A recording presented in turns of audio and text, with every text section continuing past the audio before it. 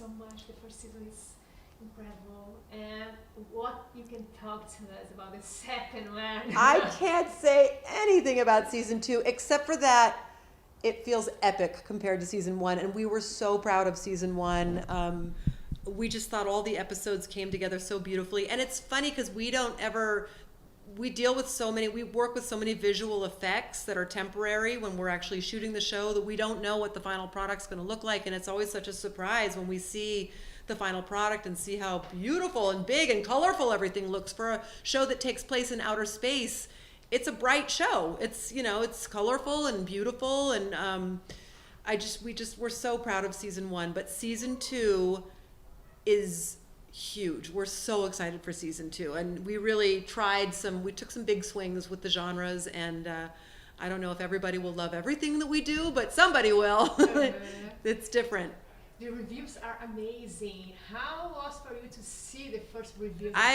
We couldn't believe it. I don't think I've ever been a part of something that's so universally well received. I mean, we've really just been enjoying the love, and not just from the reviews, but from the Trekkies. I mean, the fans are the franchise, the Star Trek franchise is such a fan-driven franchise, and interacting with the fans has been really one of the best parts of being in the Star Trek family. But it's hard because the expectations are always huge. The expectations are huge, and we really feel the pressure, especially those of us who are playing these iconic original characters. I mean, I'm playing a character that was from the original pilot 60 years ago, played by Majel Barrett-Roddenberry. She played the original number 1. She was only on screen for 13 minutes. We never got to see much of her character. We just saw her being a penultimate professional and performing her tasks and doing her job very, very well, by the way. So to have the opportunity to flesh out this character and find the many layers of this character has been a real honor. Yeah.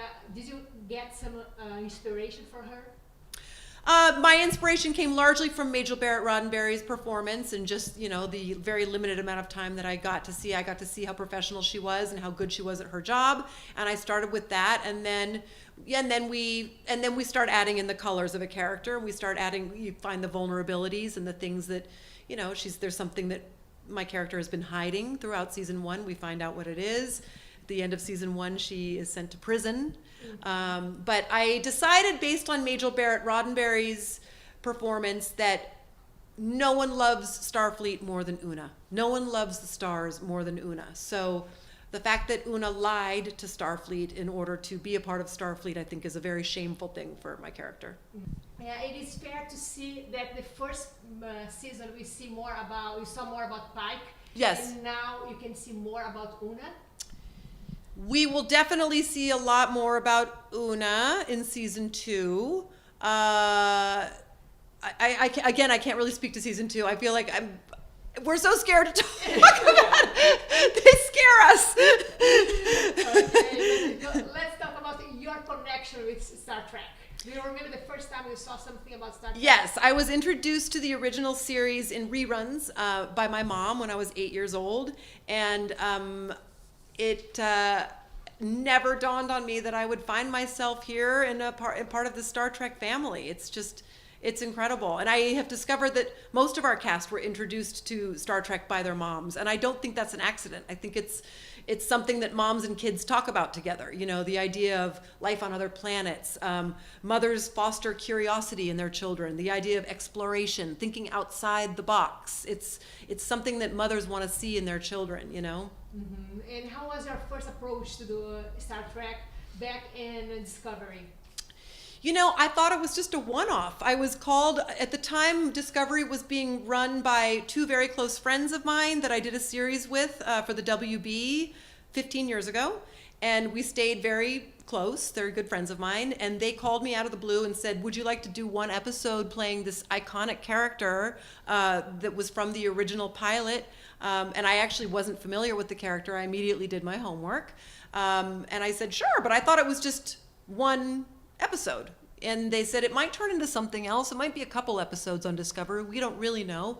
And so I went in thinking it was just I was just there for the day. I mean, really, I just didn't think it was going to go beyond that.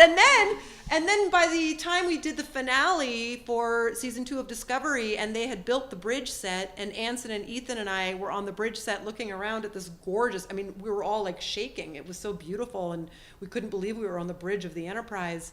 And they had put so much money into building that set. We were going, is it possible that this is just for one episode, that they built this entire bridge set for one episode? That would be crazy to put this much money into one episode. Anyway, here we are. Could you imagine to have your own show? Yeah, no, we never thought about it. We never thought. It's amazing. And one of the most delightful moments from Una was actually the short track Q&A when she burst into Gilbert and Sullivan.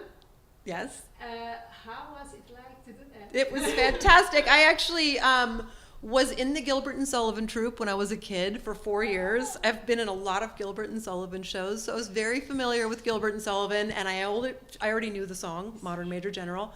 And it was really fun. I loved, Ethan and I had so much fun. It was such a dialogue-heavy short trek, and it was like we spent 3 days shooting that, and it was like doing a play. Every time we would shoot it from top to bottom, because most of it took place on the turbo lift.